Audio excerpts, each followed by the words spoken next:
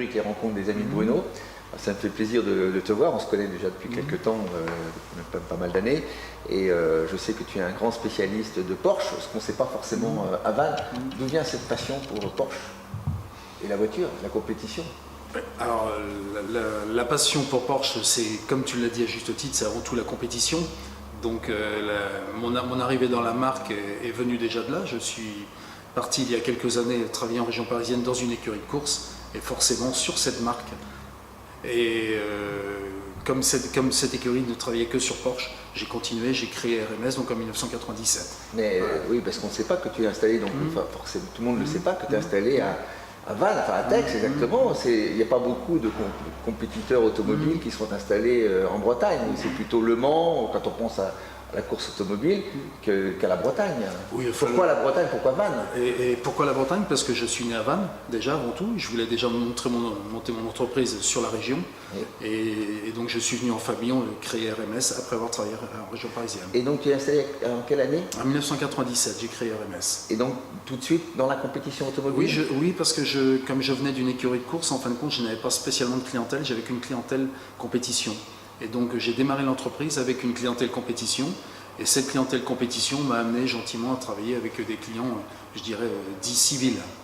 Et alors donc tu travailles pour Porsche France et Porsche Allemagne, donc tu es référencé Alors je ne travaille pas spécialement pour eux, on est référencé Porsche France et Porsche Weisstar au niveau du motorsport.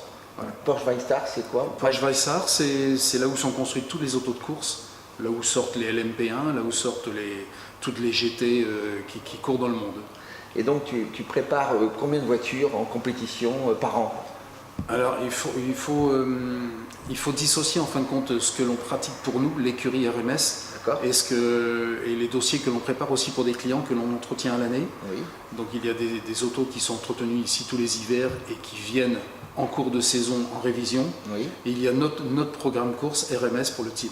Par exemple, c'est quoi votre programme? Alors, le programme RMS, c'est la Porsche Carrera Cup, oui. Les 24 heures de Spa, oui. Accompagnement de nos clients en club Porsche. Ça c'est pour nous. Oui. Et autrement nos clients on les accompagne à la fois sur du club Porsche et sur d'autres meetings aussi. La Carrera Cup c'est quoi exactement? La Carrera Cup c'est un championnat organisé par la marque officielle. Oui. Il y en a 7 en Europe. Il y a l'Allemagne, il y a l'Angleterre, la Scandinavie, l'Italie, la Belgique. Oui. Dans chaque championnat, il y a un heureux élu qui gagne le championnat et qui a cette reconnaissance ensuite de Porsche officielle pour faire ce qu'ils appellent le scholarship Porsche, c'est-à-dire les jeunes pilotes, le meilleur de tous ces jeunes pilotes est recruté et va dans le championnat d'élite qu'on appelle la Super Cup, en levée de rideau du Grand Prix de Formule 1. C'est une filière un peu comme Red Bull, comme Ferrari? Oui, c'est plutôt comme Ferrari. Oui. Comme Ferrari?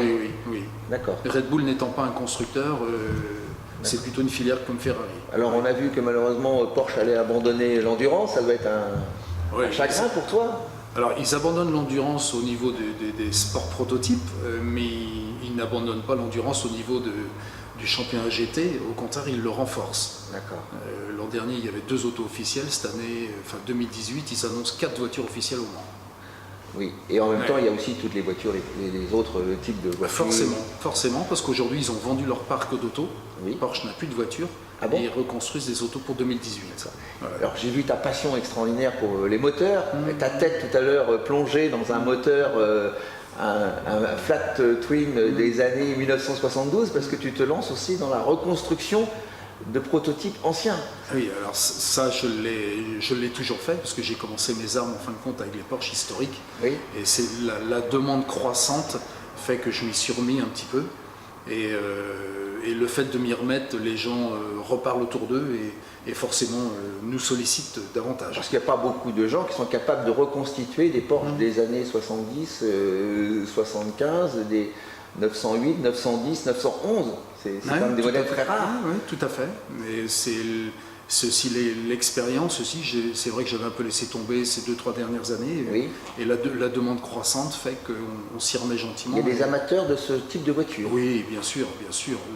Il y a des courses comme le Mans Classique, comme le Tour Auto, qui aujourd'hui sont devenues internationales et donc la demande est croissante forcément. Oui. Donc tu arrives à allier ta passion du moteur ancien avec cette renaissance de ce type de voiture, de courses historiques, c'est comme ça qu'on les appelle. Tout à fait, ouais, des courses historiques, tout à fait. Ouais. Ouais. En tout cas, félicitations parce que tu as un parcours extraordinaire. Tous les Vantènes ne savent pas forcément qu'on trouve des voitures extraordinaires, des compétitions. Et votre objectif RMS pour l'année prochaine, la saison prochaine alors? L'objectif l'année prochaine, c'est de mettre 3 autos en Porsche Carrera Cup France, Oui. avec un junior et 2 gentlemen. Oui. Et ensuite, on accompagnera nos clients sur le club aussi, parce qu'on a beaucoup de demandes. Et si on veut voir une de vos voitures de RMS, une de tes voitures, où est-ce qu'on peut aller? À Magny-Cours? À quel endroit? À quel moment? On a un meeting qui passe par Magny-Cours, on a 3 meetings qui passent à l'étranger, donc c'est un peu plus compliqué. Mais on a des meetings Magny-Cours, on a Dijon, donc voilà, on a quand même des meetings français. Oui. En France, on pourrait voir oui, les tout à fait. RMS. Oui. Eh bien, bonne chance pour RMS pour l'année prochaine. Merci Bruno. Merci.